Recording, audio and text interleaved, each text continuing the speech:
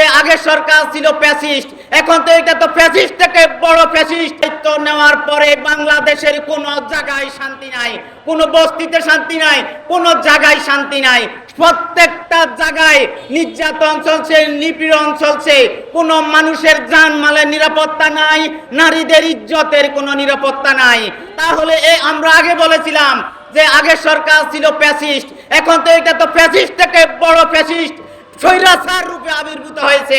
এই স্বৈরাচার সরকার দেখার জন্যে গত 5ই আগস্ট এই দেশে ছাত্র জনতা রক্ত দেয় নাই, 1971 সালে লক্ষ লক্ষ মানুষ প্রাণ দেয় নাই, 2 লক্ষ মা বোন ইজ্জত দেয় নাই।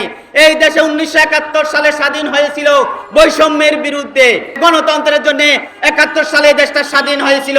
আর গত 5ই আগস্টেও এই দেশে যে গণঅভ্যুত্থান হয়েছে, সেই গণঅভ্যুত্থানটা হয়েছে বৈষম্যের বিরুদ্ধে, ভোটাধিকারের পক্ষে।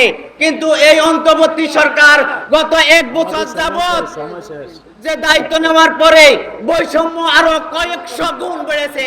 প্রত্যেকটা জায়গায় যে লোক নিয়োগ করা হচ্ছে সেখানে কোনো শিক্ষাগতার যোগ্যতা নাই, প্রত্যেকটা গুটি কয়েক দলের লোকদেরকেই সেখানে কি করা হচ্ছে, পদায়ন করা হচ্ছে। এই জন্য তো এই দেশে ছাত্র জনতা রক্ত দেয় নাই।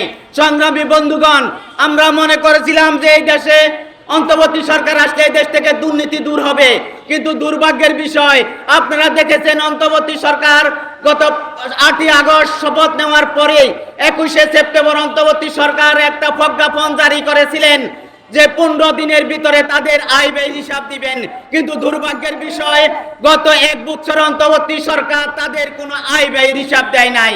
তাহলে মনে করতে হচ্ছে, জনগণ মনে করছে এই অন্তর্বর্তী সরকার দুর্নীতি করছে, টাকা পাচার করছে।